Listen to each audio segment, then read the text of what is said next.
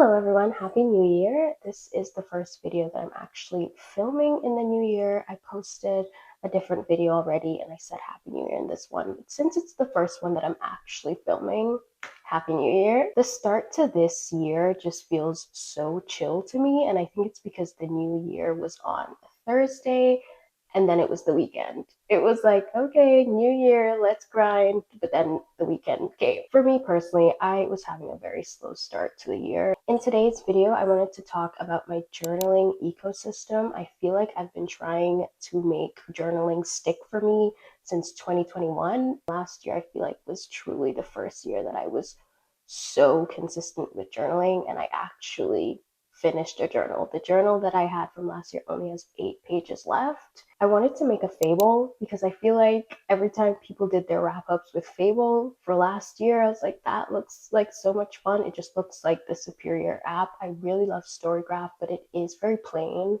And I feel like I don't see, there is a tab to like see what other people are doing, but I feel like I just never visit it. Like the app doesn't make me want to scroll through and see what other people are reading that much. And Goodreads is like fine. They updated, but I still feel like it's not that great. So I want to join Fable. I want to see if that's the best one. And so we're going to make a Fable. We're going to set our reading goals. We're going to talk about, honestly, I don't really have much goals in general. That sounds so bad.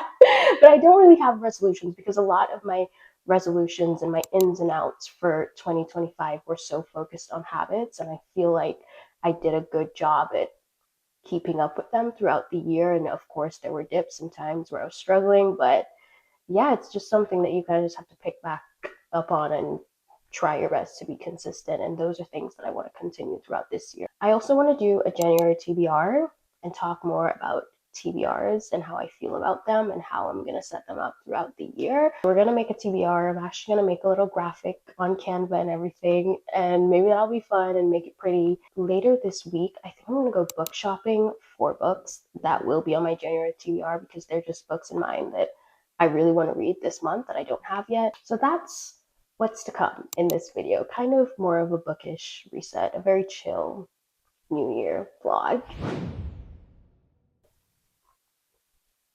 I've seen so many people saying to put the cold milk over the hot espresso without ice because throwing the espresso over ice could burn the espresso. And I'm like, surely it doesn't make that much of a difference. And unfortunately, I've learned that the professionals actually know what they're talking about, and I was definitely burning the espresso.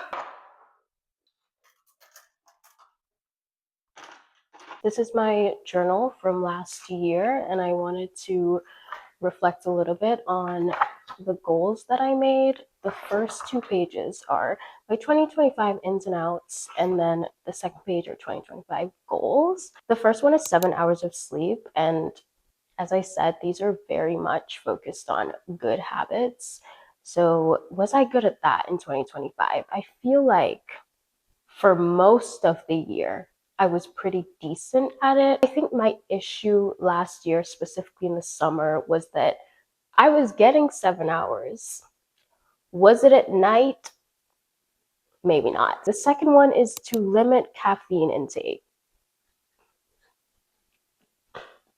You win some, you lose some. The third one was to limit alcohol intake, and this one I did very good at. I can tell you each time I had alcohol last year. 2 of them were family dinners.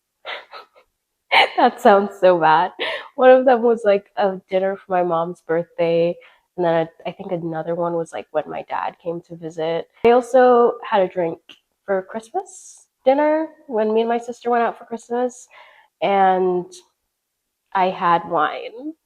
I did have wine at the end of the year, so I think I'm pretty good with that. I don't do well with alcohol, and I love a good cocktail sometimes. I do love a glass of wine, but that one's staying on there, and that one is more so it's become a lifestyle more than anything. Like, I don't really need to write that down to know that I shouldn't have alcohol. I have increased protein here, which I feel like somewhere in the middle of the year, like mentally, I changed that to I need to increase my fiber, which I was very good at. Overall, this was just like better choices with my diet, and I still do need to focus on protein because I don't get nearly enough, but adding so much fiber into my diet has helped me so much.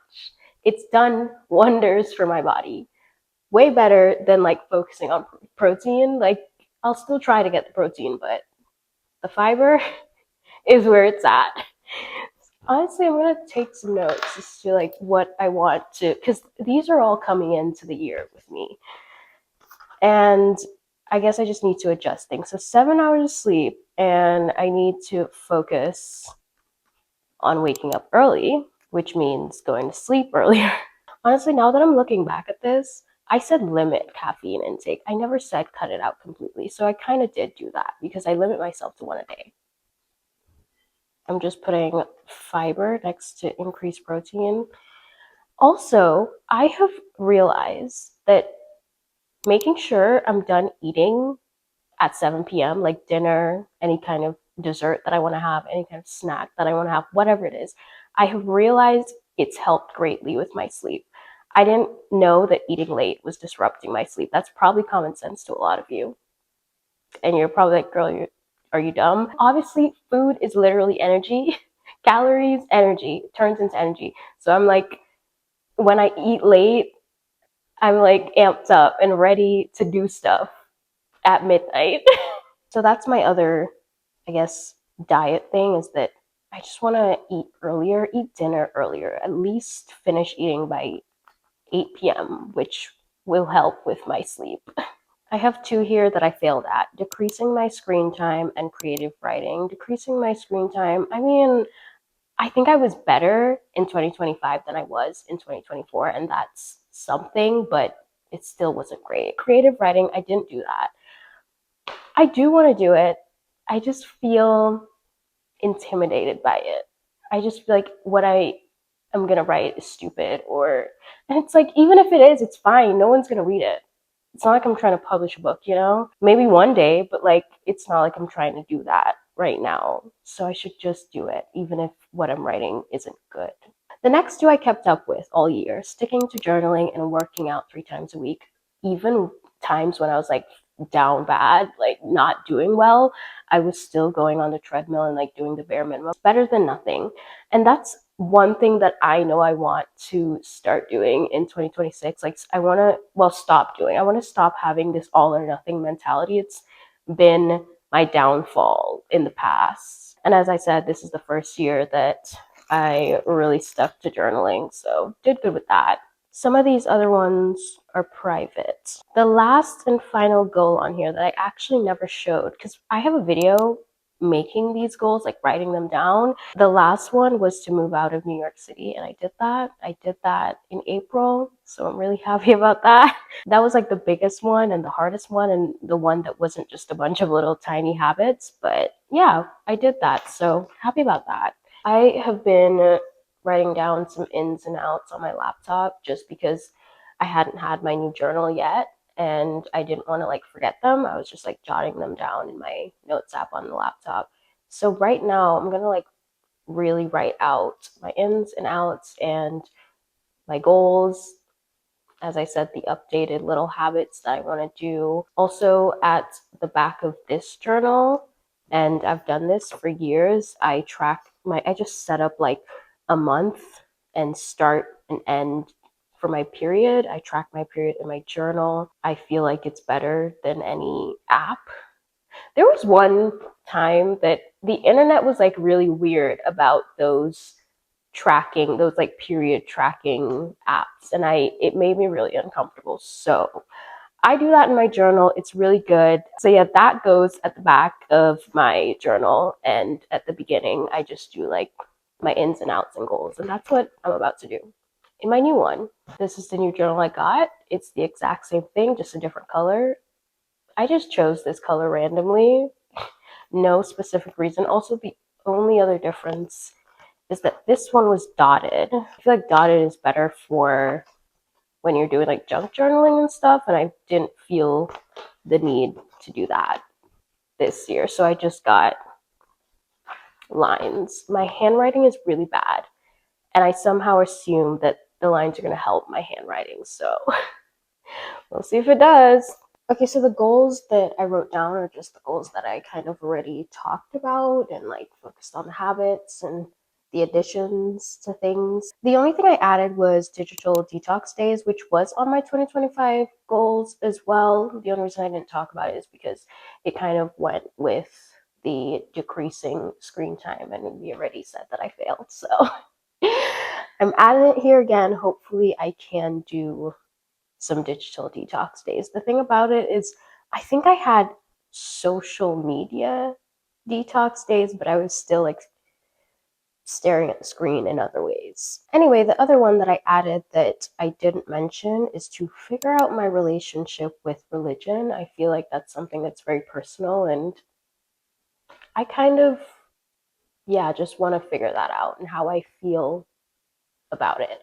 Anyway, I did my ins and outs of 2026. I think this is like more fun and lighthearted, and not too serious. But my ins, physical media. I mean, I think all of us who are book collectors, we already know the importance of physical media and we already enjoy collecting it in some way. But physical media, another form of it that I really want to start collecting, DVDs. I think I've talked about this before. I've been ranting about this so much. I saw someone say, like, in the age of streaming, we don't own anything.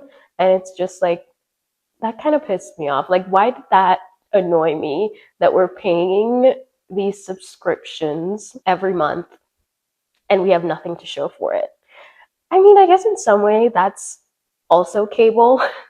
But I don't know. I just feel like with cable, when something was on TV, like it would come on all the time, you know? Whereas, for example, on Netflix, sometimes your favorite show, it's like leaving in 30 days. Watch it now. It's leaving soon. It's just like, okay, I have no control over that. Whereas I think with cable, if it's on this Saturday, you know it might be on again in 2 weeks on a Saturday. Anyway, I don't have cable. So that's not even a comparison for me right now. My comparison is streaming to owning a DVD. If Netflix decides to take away How to Lose a Guy in 10 Days from me, which I think is one of the greatest movies of all time, I have it. I own that DVD. So yeah, physical media is just something that's on my radar. I actually used to collect a lot of vinyl, and moving with it, I sold a lot of it before I moved. And that's like my biggest thing with collecting anything. It's like moving with it, but hopefully I'm not moving again anytime soon. Um, I don't think I'm gonna collect vinyl again. I was thinking of maybe like my top 10 albums and no more, but I just feel like once you start collecting something, it's like, okay, well, maybe I should get this one too and this one too. And I love this album too. So I don't know if I'm going to get into that, but I know for sure DVDs. I really want to own some DVDs in the time of streaming, because just hearing you're paying it for this every month and you own nothing, just hearing that pisses me off. And I get it. It's not that simple. We are paying for a service, blah, blah, blah, blah. It still pissed me off, okay? Anyway, another one of my ends, talking to strangers. I feel like here in South Carolina, in Charleston, that I moved to, a lot of people talk to me randomly, and I'm still always like taken aback by it. It's not something that I ran into often in New York. Everyone's too busy. Everyone's so fast paced, they don't have time to just talk to each other randomly. And so when people would do that to me here in a store, in a cafe, whatever it is, I'm always like, are you trying to kill me? Like, I'm always like so caught off guard. And I think maybe if I start engaging in it as well, I won't be so like, what do you want from me every time someone speaks to me? I have sitting slash walking in silence. I'm not good at it. Okay, if I'm going on like a really long walk for the purpose of exercise, I am gonna have my music, but I always go on like morning walk just in the morning, just to let the sunlight hit me and let the fresh air hit me. And those are like really short walks. Those don't need music, yet I would still have my headphones, put the music on. It's like, that's not necessary, you know? Like, I could just take in the morning sounds. And also I can sit in silence sometimes. Well, I should try to. Reconnecting with the early 2000s slash 2010s. I feel like enough time has passed for me to now look at the 2010s, like the early 2010s, in a positive way, look at it fondly and not cringe when I think about it. I feel like we have been looking back at the early 2000s positively, like Y2K came back, like that's a whole thing. But I don't know, I've just been watching lots of older movies. There was a time when I watched 13 Going on 30 and How to Lose a Guy in 10 Days back to back. And I was just like, wow, what a beautiful time this was. I don't know what it is. I think when I say reconnecting with that time, I guess I just want to consume media from that time, read books from that time, watch my favorite movies from that time. It's just very comforting. And I think it's fine to embrace that and maybe embrace fashion trends from the times. I don't know. I don't know exactly what it'll look like, but I just look back at those years very fondly. There's something about the media from that time that just hits different. And I remember after watching those movies as well, I was like looking up every single song that was featured in those movies, and like these songs are even bringing back so many memories. Like I've made playlists of older music, and yeah, I don't know. I'm just having fun consuming media from that time.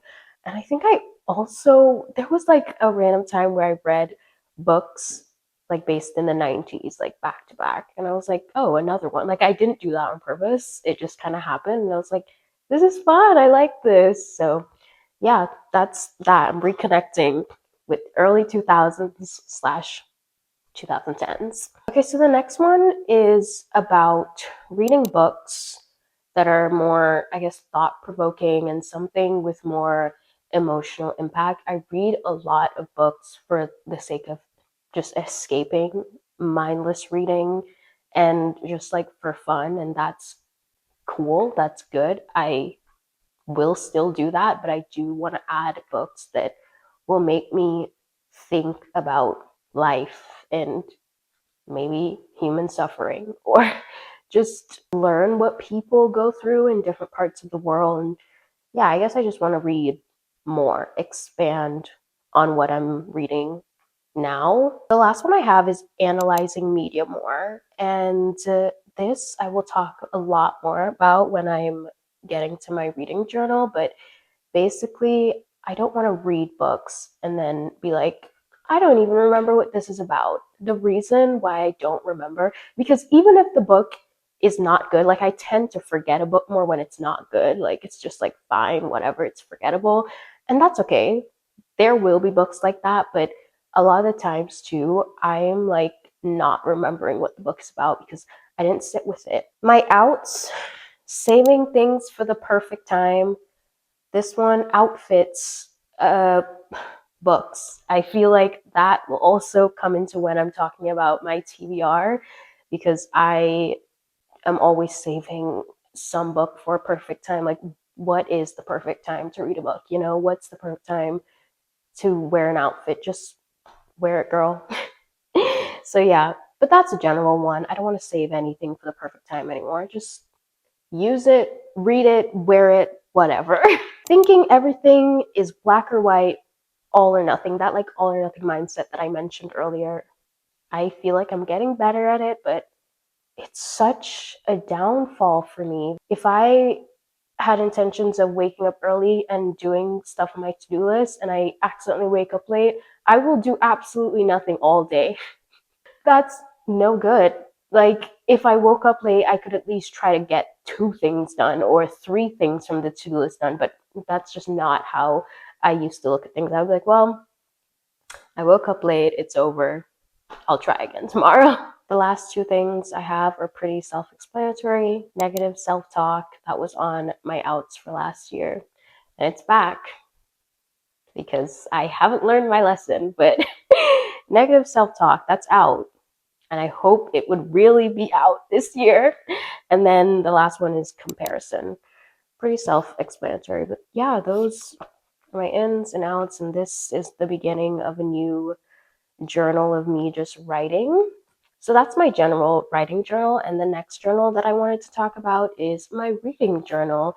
This is actually a gift from my sister's boyfriend. And this just came at the perfect time because I was going to buy another one of these. And I completely forgot. I was like, oh, I forgot to buy one of these for my reading journal. And then I left. I was like, I'm just going to get it next year. I left for New York and he gave me this as a Christmas present. It is from the bookstore Housing Works bookstore. I've never actually been there, which is kind of crazy, but it's such a beautiful bookstore. This is what it looks like inside, and it has a bar and everything. I need to go there. This is really cute. I love it. And when I saw it, I'm like, I have the perfect thing for this, and this has become my reading journal that I already started.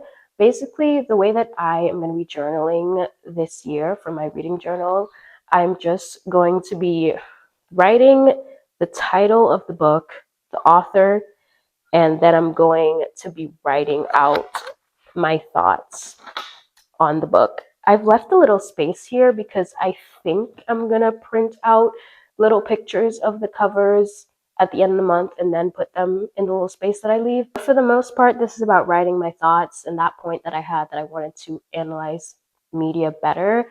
That's where this comes in. I think last year I tried to do the whole pretty reading journal with tracking and stuff, and one, I just felt like I'm not very good at it. A lot of it was ugly. Two, I just feel like a lot of things that I was trying to track is already being tracked in like Goodreads and Storygraph and stuff like that. And I am gonna make a fable. I have just these sheets of stickers. They're stars that I got on Amazon, and this book I rated 2.5. I don't know how well you can see that. I'll insert a picture if you can. But I rated it 2.5, so I just put 2 of the stars here and then 0.5. I was thinking about like getting really specific and cutting the star in half, but then I realized I'd be wasting lots of halves. But anyway, yeah, I just put 2.5 there. You shouldn't read this, by the way. I'm not holding back spoilers in my writing because I've already read it and this is for me. So don't read that if you can see it. I also have the date that I read it. December 28th, 2025 to January 3rd, 2026. Speaking of, that was my first book that I completed of the year, and it was only 2.5 stars, but it's okay. It's okay. I'm not, it counts, but I'm also not counting it because I started it last year. I already started another book, Broken Country, and I already kind of set up for that one. I just wrote the title, the author, and I started January 4th. So that's already there. And when I'm done, I'll write out all of my thoughts on it. As I already mentioned, I feel like when we are reading so many books, like I read 56 books last year, and previous years before that, I've read like 100, I've read 80 something. That's like the amount that I've been reading throughout the years. And it's like when I'm doing a wrap up, I didn't do one this year, but when I've done wrap ups in the past, there's so many books where I'm like, what happened in this one? I don't even remember. And it's not always because the book wasn't good. This lack of remembering comes from me reading the book and being like, okay, that was cool, that was cute, throw it away, time to start a new one and just jump into a new one. I'm not like thinking too much about this. And one of the reasons that I knew I wanted to, wait, where's my, here it is. One of the reasons that I knew I wanted to do more like writing about a book is because when I was doing a reading vlog last year, I was writing down my thoughts in this little pocket journal so that I could remember what to say for the reading vlog. Like, I had thoughts and I didn't have the camera at the time, so I was like, let me just write it down and I'll tell you guys later.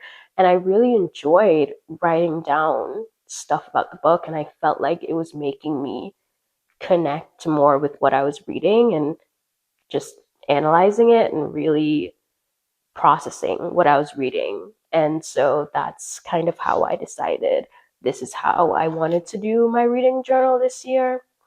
And it's nothing crazy. Like, that one book is just this page and then this page. So It's not like I'm doing too much. But this book, as I said, 2.5 stars. That's not the greatest. That's not the best book ever, but I still remember so much about it, and I feel like it's so fresh on my mind because I spent time not only reading it, but I spent time afterwards writing about it and just really like processing what I just read.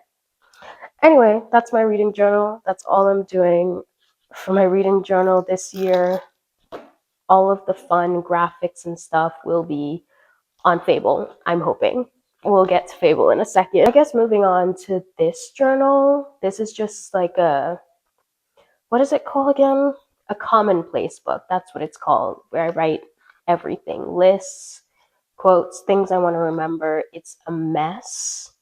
I call this the notes app. This is what I feel like my mom always had a little pocketbook like this where she had her lists and random things, appointments, things she needed to remember. Then our generation, we have the notes app, and I still use my notes app. My notes app is very important, but I also use this a lot. So yeah, that's what that journal is. I can't really, there's not much to explain here. It's just every thought that I have that I feel the need to write down. Very random, but honestly very useful. Very, very useful. I don't know what it is though. Like when I put things in a notes app, like I never go back to them. I never remember to go back to it, or like months later, I'm like, oh, that's in my notes app and I should go back to it. But I'm more likely to go back to it when it comes to this little pocket book, commonplace book thing. So yeah, that's another one of my journals. And my final journal is my planner. I got this from an Instagram ad. I just saw it and thought it was the cutest thing ever. Thank God it's real and not a scam. But it's from a company called Gemini Jewels, and they more so sell jewelry, but every year they come out with a limited edition planner. And every single page of this planner looks different. It is the cutest thing ever. This is literally what my Pinterest looks like. This is what the January page looks like. So you get a monthly outline, and then I'm not going to show you these pages because I already started writing my business on there. But like this is what a weekly page would look like. There's like a beautiful background and then a cute little picture that you would probably see on your Pinterest. Well, this looks like my Pinterest anyway. I know everyone's Pinterest is different, but this reminds me very much of my Pinterest. And it's just like little blocks for your to-do list, and this is all I need. I don't really need an intense like detailed planner. This is good enough for me. I just need a space to like write down my to-do list and correspond it with a day, because I feel like I also never know what day it is. Anyway, the only thing that really goes into my planner is like really mundane tasks that I need to remember to do, and also when my bills are due. So writing them on really pretty pages, that is just a simple joy in life. If they still have this, I will link it down below, but it did say limited edition. It's still there, I'll link it though. So that is my journaling ecosystem. I don't feel like this does too much. Maybe it does, but it works for me, and that's what I need. I wish I had one of those like leather, I think the original one is called Louise Carmen. Why was I about to say Marie? And you would like put each journal in like this leather cover thing. I think there are dupes everywhere. That original brand is like Parisian and really expensive. I should find a dupe to put all of them in there so I could take it with me all at once. I mean, this one doesn't need to go in there. The fact that they're all kind of similar heights, I could get like a leather thing and take them with me all at once. But anyway, yeah, that's my journaling ecosystem. I'm making myself a January TBR graphic, and I'm talking about the list of books that I want to read in January. While I do so, I also want to talk about how I feel about TBRs.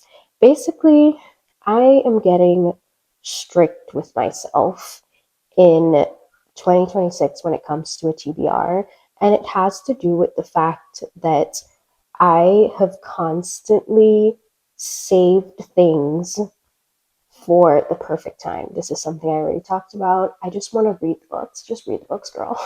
Like, you don't have to wait for the perfect season. Like, obviously, there's some books that, if it's very descriptive about summer or winter, then I would want to read those in the summer or the winter. But for the most part, like, what is the perfect time that I'm thinking of? Like, just read the book. I think it's fun to like make them, and if you don't follow them to an exact T, it's fine. It's not that big of a deal, especially if you're just reading other books that you really enjoy. But it just gets to a point with me. Like making a TBR and not reading a single one. Why? Why is that? So I'm getting strict with myself. I've already picked the books and I'll talk about each one. I'm just like making a little cute graphic from the things that I found on Pinterest. Anyway, so one of the first books on there is Broken Country. I've already started that book and it's going well so far. I think I'm going to talk about that later as I continue reading it. This is a book that was on everyone's like reading wrap up as one of their best books or one of their favorite books of 2025. And I'm like, this is it. This is my moment, my chance to read it. And I already owned a physical copy. Another thing about this that I'm realizing is that not getting to the new releases of 2025 and then seeing what everyone listed as the best books, then I could just read them in January. And I feel like I have potential 5 stars brimming right now. The Bright Years is one of the books that I need to go book shopping for. Another book that is just based on everyone's favorite. And The Winners by Frederick Backman. I read Us Against You in December. It was like one of the last books that I read of 2025. And it's the second book. The Winners is the third book in the Beartown series. And I rated Beartown 5 stars. I rated Us Against You 5 stars. And I'm so excited for The Winners. There was like one chapter of The Winners at the end of Us Against You, and I was like, I need more. It was like one or two, but it was like really short. It was just, I think, like 3 pages or something, or maybe even less than that. I don't know. It was really, really, really short, and I was like, I need more now, instantly. And so, yeah, definitely reading that this month. Also, this is one that I am pretty strict about wanting to read in the winter months because I can't picture myself sitting poolside reading this book. I will be crying. I've cried to Beartown, I've cried to Us Against You, so there's a trend here. And I think this is just one that I want to get cozy with. May Luna is a book that I'm interested in, and I tried to read when I was in a book slump, and I'm not holding it against the book that I just stopped after 2 pages. Like, that was all me. And so I do want to get to that. It's on my Kindle. I feel like it'll be fun. It also is set, I think, either in the 90s or the early 2000s, or like the 90s going into the early 2000s. And we already established that that's media that I want to engage with. So I feel like that would be perfect. It's also about musicians, and I always feel like books like that are fun. I have Bittersweet on my physical TBR already. So that's a book that I really want to read. I want to get to. Just reading my physical TBR in general. And lastly, I want to say, but definitely not least, but I don't know. People We Meet on Vacation, the movie is coming out literally in a couple days from when I'm filming this. And so I want to reread the book and then watch the movie. This is my least favorite Emily Henry book. Why am I so excited for the movie? I don't know. I think it's the cast. The casting, I feel like, was perfect. I don't know. The trailer looks so fun. It looks like a really good rom-com, and just because a book's not that good doesn't mean the movie won't be fantastic, you know? You never know. So I'm still excited about that. I want to see how I feel about it now, because the thing about it is that I read this one when I was very early on into reading, and I didn't have like the best idea of what I liked, and I didn't have the best idea of Emily Henry in general and like what her books are like. And so I don't know if it's because of that or if I just genuinely didn't like the book. Like, I think we're gonna find out. Canva on my laptop is so annoying. I'm gonna finish this on my phone. I'm gonna show you the finished product. I'm probably just gonna put some like little graphics and words. I'll put the words January TBR in there. But yeah, that is my January TBR. We gotta go pick up 2 of the books at Barnes later this week, and we'll see how this goes. Hopefully, I'm better this year at sticking to TBRs. We're already starting strong, having Broken Country be the first book that I'm reading. I will get to all of these. Okay, I'll get to at least 5 out of the 6. I just made my Fable account, and the Goodreads data, it all like transferred so easily. I think that was my issue with Storygraph. Everything from my Goodreads when I joined Storygraph isn't on there. I tried to transfer and there is a way, but it just didn't work for me. But it worked with Fable. And it worked really quickly too. I also got my Fable reading wrap up because I imported the data. And this was literally the reason why I wanted a Fable account, because everyone's Fable wrap up looked so fun. It said that I was top 10% of romance readers on Fable, and my most popular pick was Tomorrow times 3, and this one made me laugh so hard. My hottest take is that I rated Wildcard by Elsie Silver 1 star. Is that a hot take? Is it? Probably. I think people enjoyed that one way more than I did. I think I'm actually going to put all of the books on my TBR in a list on there. I really like the organization of the app. I'm going to make a bunch of lists. It also works really fast. It doesn't glitch like Goodreads. And so I'm going to make a list of my physical TBR. And I'm also going to make a list of my mental TBR just so I can remember things. I feel like putting things on my mental TBR is like, I want to read that, but I'm not buying it yet. That's smart to like not buy too many books at once, but then I forget about them sometimes. So I definitely want to make a list for that.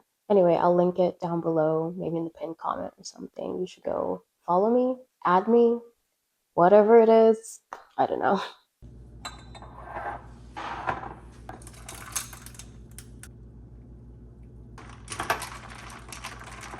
I'm currently reading Broken Country by Claire Leslie Hall, and this book is kind of not what I expected. I honestly feel like I didn't know what to expect going into it. I feel like the little description here says, the farmer's dead, he's dead, and all anyone wants to know is who killed him. And a main part that is always mentioned when people describe this book is that Beth, the main character, her brother-in-law, shoots a dog.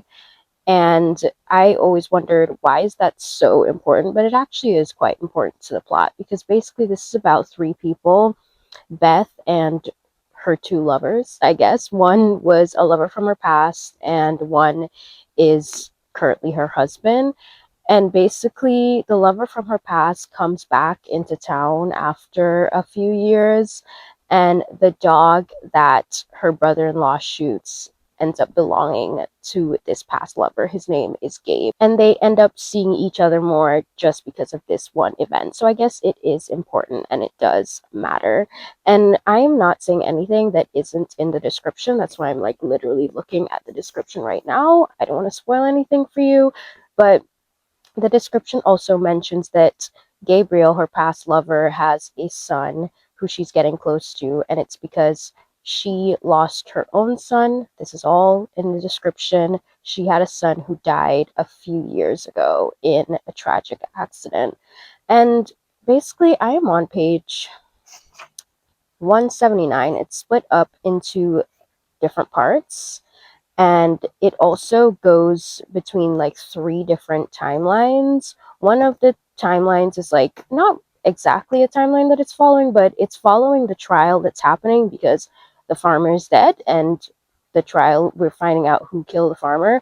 It's also following the past timeline from when Gabriel and Beth, the main character, is meeting for the first time, falling in love for the first time. So that's been interesting to read about, and we also see like what happened between them and why they're falling out. We also learned about what happened to her son and how he died, which has been so emotional to read about.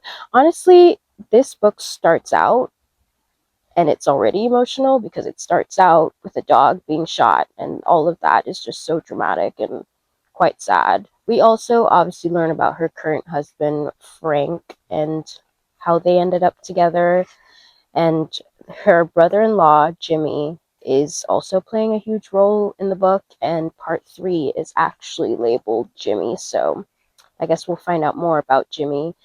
And this book is a book that I expected to read more with you guys in this vlog, but it just has been going by so fast. There's only 304 pages, I think, and I'm already on page 179, so I'll keep you guys updated on how it's going. I'm really enjoying it so far, and I feel like it's really fast-paced, and it's really captivating, and I love the way that the story is told and the story is written.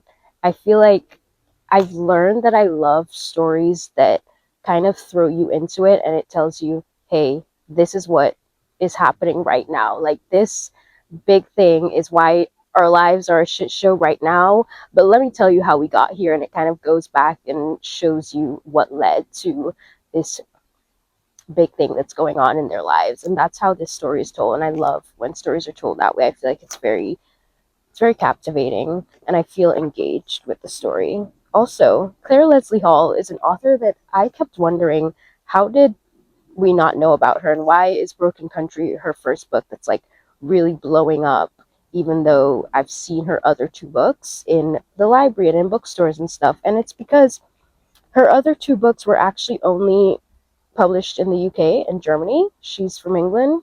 England was gatekeeping her from us. But no, I'm really glad that Broken Country was her US debut, and now we also get to read her books because it's going so well so far. So I think this is an author that I would look out for.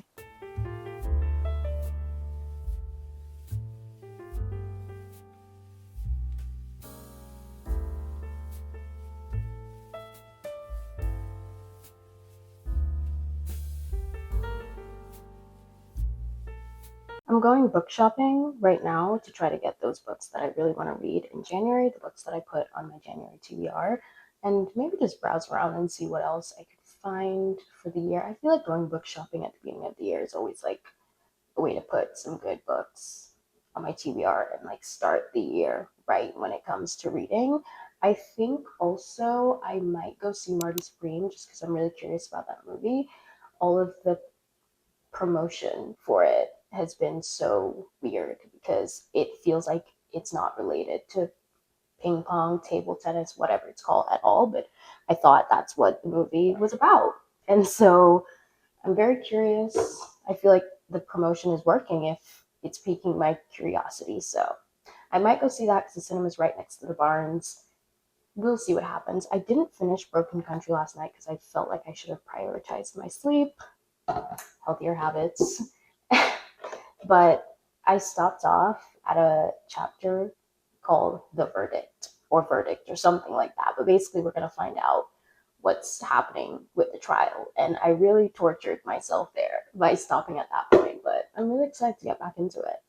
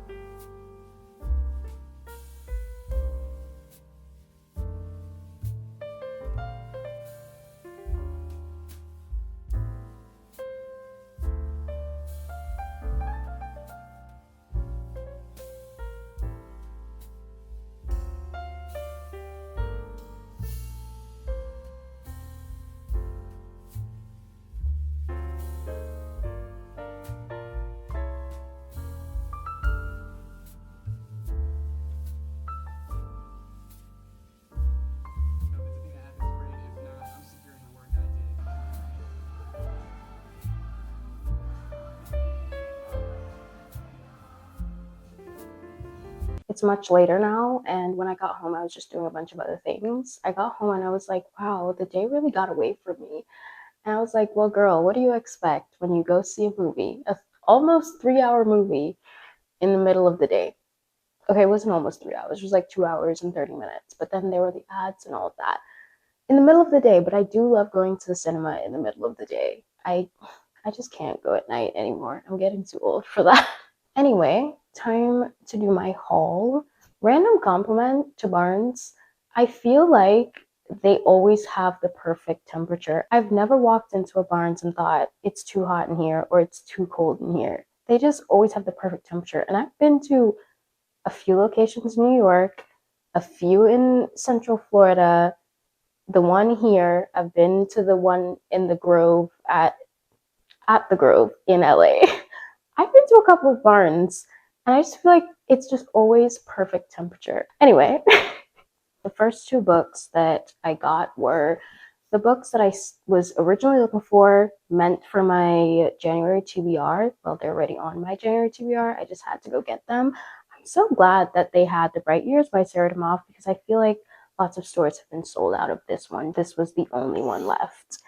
And The Winners by Frederick Backman, this was also the last one there, but they had the whole series and they had other books by him. And I feel like I've never actually seen this in person, and I had no idea it was this thick. I'm really excited for this, and I think this is actually what I'm going to read next. But yeah, these are the two books that I need to add to my January TBR. These next two books are books that are just on my 2026 TBR in general. And Loved One, this is one that I just decided to pick up because this is also a book I feel like they're always out of stock. And again, last one left, so I decided to get this. And I also saw Such Good People. This is a book that I randomly came across. I don't remember how, but it sounds so interesting. The last book I got is Everyone in This Room Will Someday Be Dead by Emily Austen.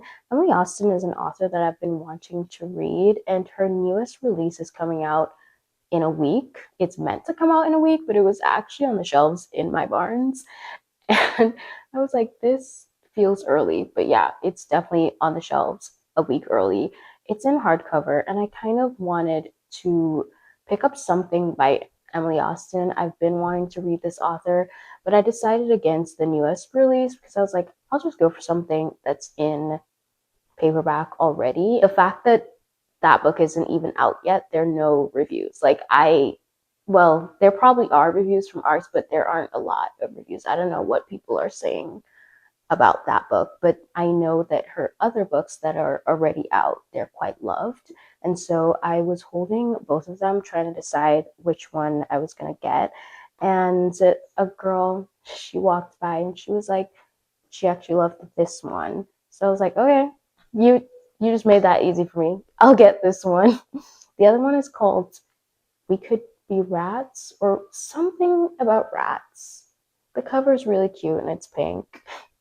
But I didn't go based off the cover. That one does sound really interesting too. It's about sisters. This one also sounds like it could be possibly dark, but that one just, there were some trigger warnings in there that I was like, maybe I'll go with this one first, see how I like the writing, and then I could go into that one and maybe the new release if I do like the writing.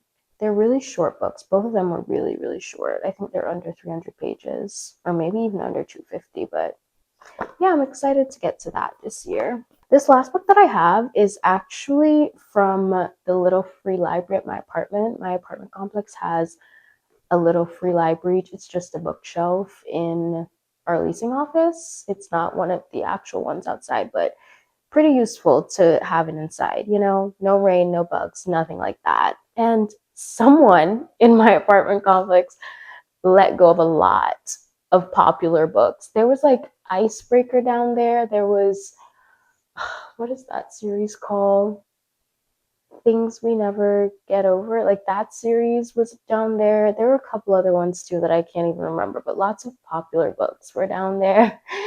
And like the peak of book talk type of books, but this was also there. A Novel Love Story by Ashley Poston. And I feel like someone commented that they love Ashley Poston recently on my video. Or like Ashley Poston was their auto-buy author, something like that. If that was you, I was thinking about you when I picked this up, because I, for some reason, keep forgetting about Ashley Poston as an author. Like, I love The 7-Year Slip, but I didn't love The Dead Romantics. So it's kind of like one of those things where I'm just like, I don't know if I really love you as an author, or if you're just a one-hit wonder. For me, I have to read another book to figure it out. I need a tiebreaker, but I just keep forgetting. And this was the perfect opportunity. The fact that this was in the free library, though, someone was giving it away, kind of worried about it. But hopefully I love this one too. The one that she came out with for 2025, I think it was something about music, and I just was not interested in that. I am interested in this story. I know this is something about a woman ending up in her favorite fictional story or something like that, or some kind of romance book, something of the sort. That sounds more interesting to me than whatever was going on with that music one. I don't know, I just wasn't intrigued by it. But oh, I think the person stopped off at page 48. If this was their bookmark, damn. I hope I get further than that, and I hope I love it too. So I finished Broken Country while I was on the treadmill today. This is such a complicated story, and I feel like I was battling with who I should be rooting for. In the end, I just decided I'm not rooting for anyone. I feel like my morals were being tested, and I just felt so bad for one character that was being betrayed, but I also kind of feel like I understand the motives behind the people doing the betraying. And it's just like, I even feel bad for saying that I understand it, but it's just such a complicated situation. It's just like, what do you do? What would you do in this situation? I mean, I personally wouldn't handle it this way, but at the same time, I look at it and I'm like, it's a mess. I kind of get it. I really enjoyed the writing of this book, and it makes me want to read more by Claire Leslie Hall. It really makes me want to look into her other books. I know my library has her 2 other books in their stock, so maybe I'll get to those. The only thing is that I guess to the ending. The ending was a whole process. Many things happened at the end, and I guessed one of them. Low-key, I think maybe you're meant to. Like, as you read, it kind of just becomes obvious what's going on. And so I guess that, and maybe you are meant to guess that part. There was another part that I feel like you aren't meant to guess. And the thing about it is, it's something that crossed my mind at the beginning of this book. And I was like, surely not. I was like, surely not. This can't actually be it. And I completely put it out of my mind. I was like, that's literally not even possible. I guess it is, because fiction. I'm not gonna lie though, even though I guessed a lot of it, I was still on the treadmill kind of shocked, and I was still kind of having a moment of like, maybe I should have finished this at home, because I want to have a visceral reaction. I was like looking a little bit crazy reading my book on the treadmill. So I don't know. I like, yeah, I guessed it, but I guess I just liked the ending. I did like where the book went, and I like how she wrapped it up, even though I guessed it. She did a good job. I overall just had an amazing time reading this, a great reading experience, and I'm rating this 4.5 stars. I know this isn't the first book that I finished of the year, but the first book that I finished of the year is a book that I started last year, so that's like not even in my mind. In my mind, first book that I started and finished this year, it was 4.5, and I feel like this is like a great way to start. Look at what everyone loved in their wrap ups. Read it in January, and now I'm starting good. I'm starting good, and I'm gonna read the winners next. I feel like that's a guaranteed 5 star. So we're starting off the reading year pretty good. So Marty Supreme, I watched it, and low key, it was a hate watch. Okay, not even a hate watch. I just thought that it wasn't going to be that good. I had low expectations, and I kind of went to watch it to be like, I told you so. But I can't say that because I loved it. Why do I hate that I loved it? Why am I being a hater right now? I loved it. I did. Do I understand the promotion of the movie? No. I kind of see Marty in the movie, his confidence with ping pong. I feel like that kind of mirrors Timothy's confidence with his acting awards in real life. And I know that there was once a time where people were accusing him of being arrogant. I kind of see that like mirroring each other, but the part where he did that whole rap song, what was that about? How was that promotion for a movie about ping pong? Anyway, yeah, don't understand the rap, but go off, Timothy. I don't even want to get it anymore. I don't need to get it. I loved the movie. I would rewatch. It had moments of being funny, randomly felt a little bit emotional at the end. And also, like the final game, why was I like on the edge of my seat? Why was I like, wait, should I watch ping pong in real life? It was so like kind of unserious, but like in the best way possible. It was so good. I hate that it was so good. I hate that I loved it. I rated it 5 stars on Letterboxd. I would be lying if I rated it any less. Like, I had a great time, actually. Anyway, that's all I have for today's video. Thank you so much for coming along with me. I hope you enjoyed it. If you did, give it a like, subscribe for more, and I'll see you next week. Bye!